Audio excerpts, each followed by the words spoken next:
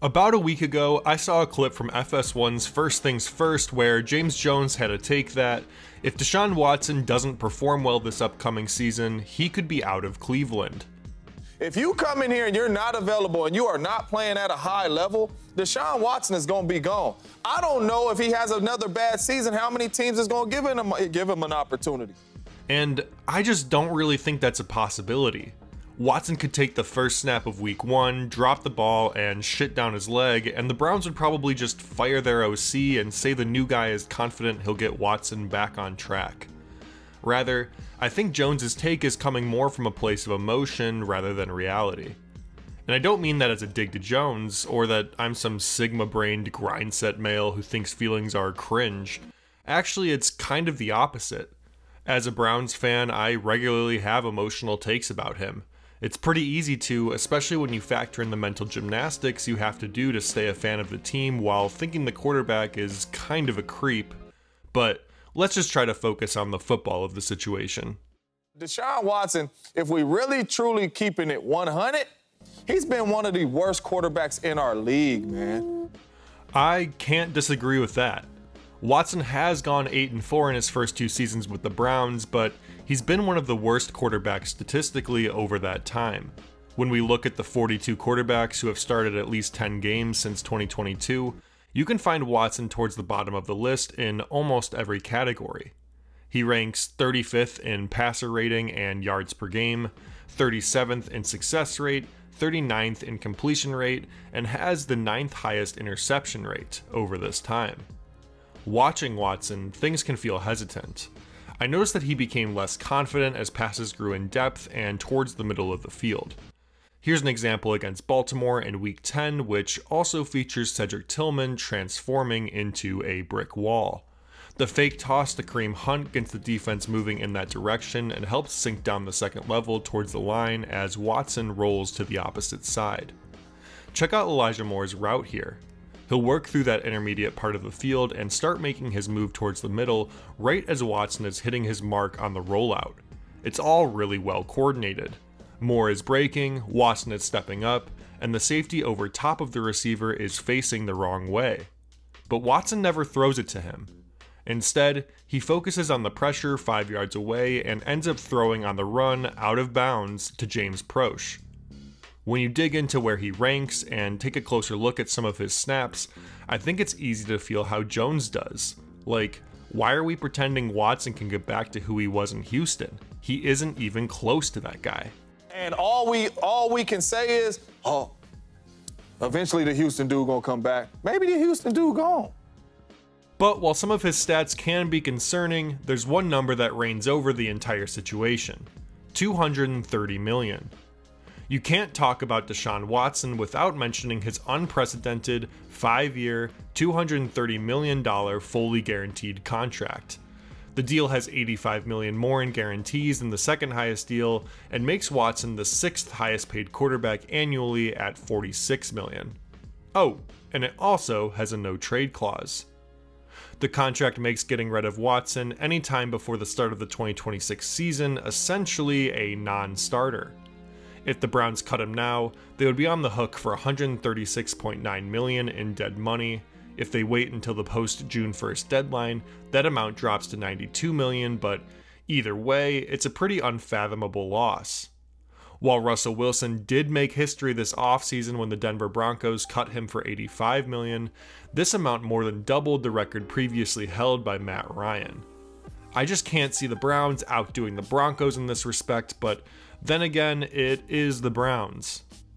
But to have such a massive number hanging over you at the quarterback position would make it all the more difficult to then invest more in it through free agency or trades.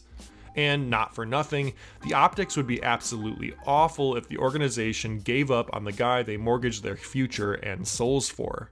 I do think it makes sense to take shots on quarterbacks in the draft to develop behind Watson in the coming years, especially now that Cleveland is finally done handing over a first round and mid-round pick every year to Houston because of the trade.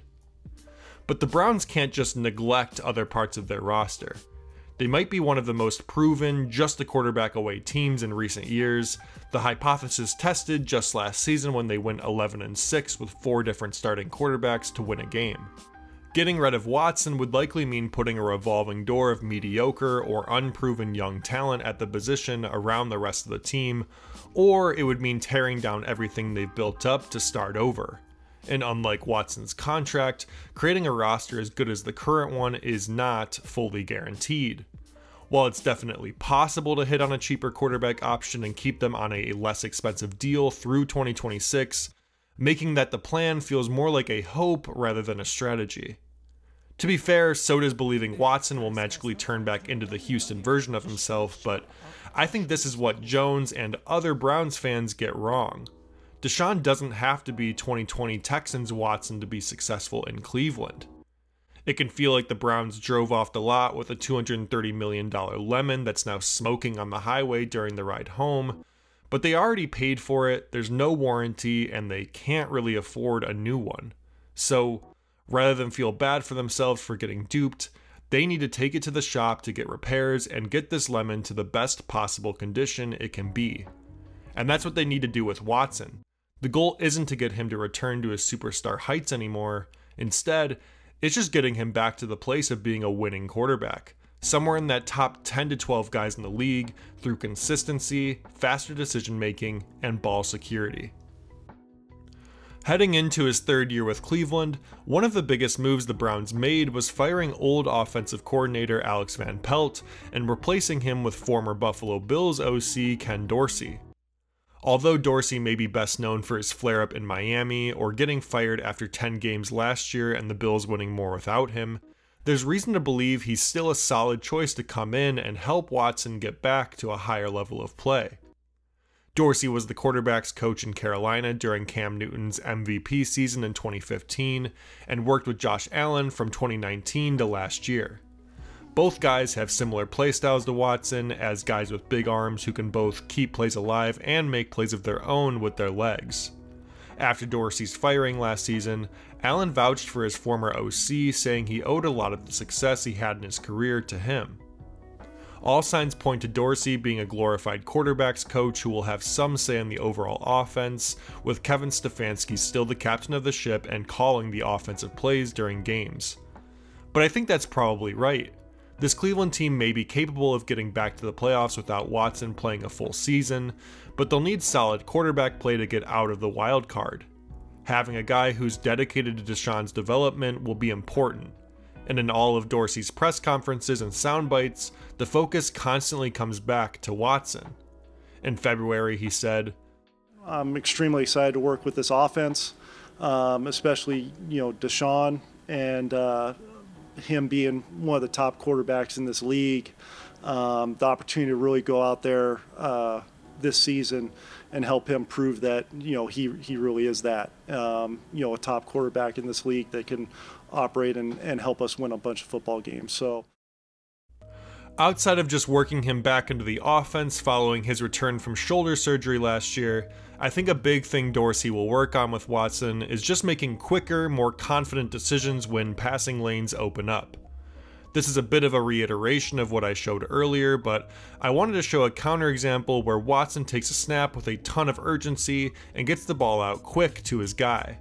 Here's an example on a simple out route against the Steelers in Week 2. The target is David Bell in the slot. The cornerback lined up over him initially shifts and shows blitz once Watson motions more out of the backfield. Watson stays calm, sets his feet immediately, and throws confidently into the blitz to make the open pass and pick up the first down. But when the reads get a little more complicated further down the field, he can freeze up and throw very late or not at all, like here against Cincinnati in Week 1. Let's focus in first on Amari Cooper, who is running a sort of corner route about 15 yards downfield. While there are 3 defenders in that area with depth for 2 receivers, the DB closest to Cooper has his hips turned the wrong way, anticipating the receiver will turn inside. Watson hits the top of his dropback right as Cooper is breaking outside and the defender is turning his hips. The other 2, meanwhile, appear more concerned with Peoples-Jones's route going deeper. I think Watson can throw this right now. He's got space to step into it and rip this one to Coop before that right side DB can react. But okay, let's say he doesn't like the look. In that case, he's got to move his eyes to the shallow part of the field and see that Moore is wide open for the check down with space out in front of him. Instead, he keeps the ball and drifts into his lineman before throwing this at the last possible second while getting taken down. The other thing I noticed with Watson is that his ball placement can get kind of shoddy.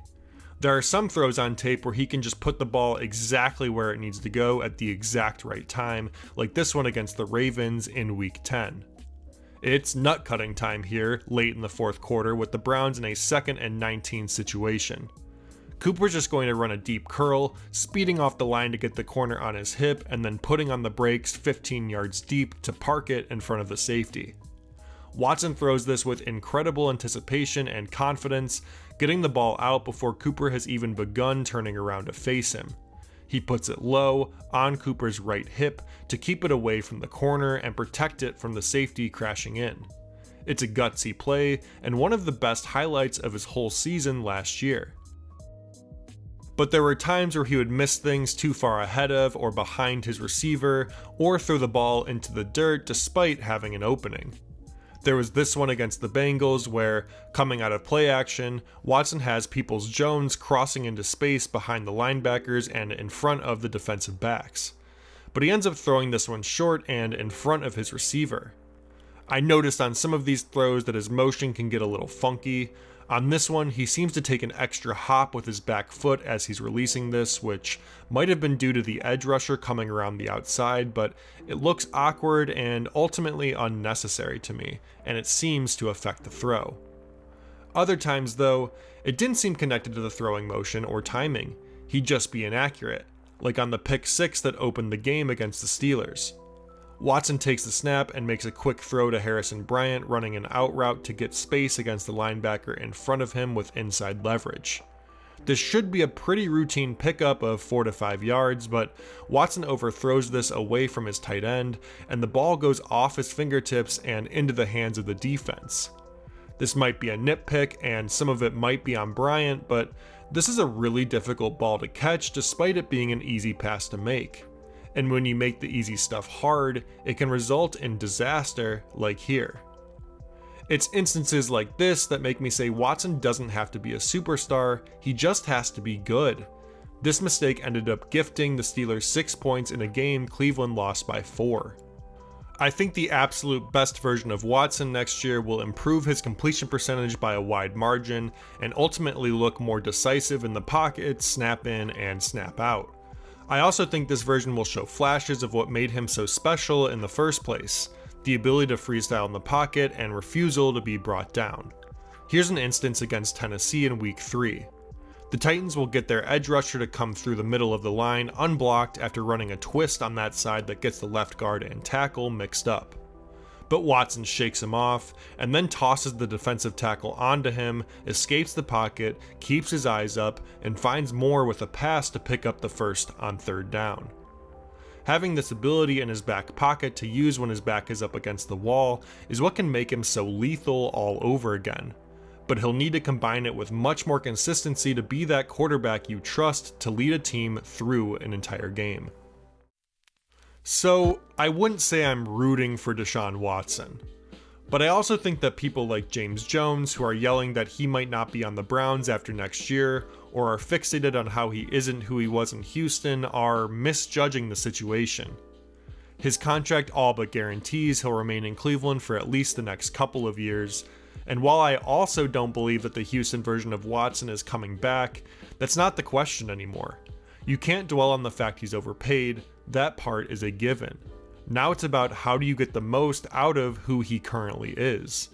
He's been squarely in the bottom 4th of the league compared to quarterbacks over the past 2 seasons, but I don't think it's so crazy that he could jump up into that top 12 area midway through next year. If he can settle into himself, get more decisive and confident, and flash that upper echelon talent that he still possesses when he needs to, he'll lead this Browns team into the playoffs and give them a better chance to make some noise than they did even in 2020. And while it won't be the quarterback story that a lot of Cleveland fans envisioned, the city might finally have a version of a franchise guy it can live with after desperately trading for him 2 years ago. Thank you so much for watching this video. Please remember to give it a like if you did enjoy it, and please consider subscribing to the channel so you can catch the next one. Thanks. Bye.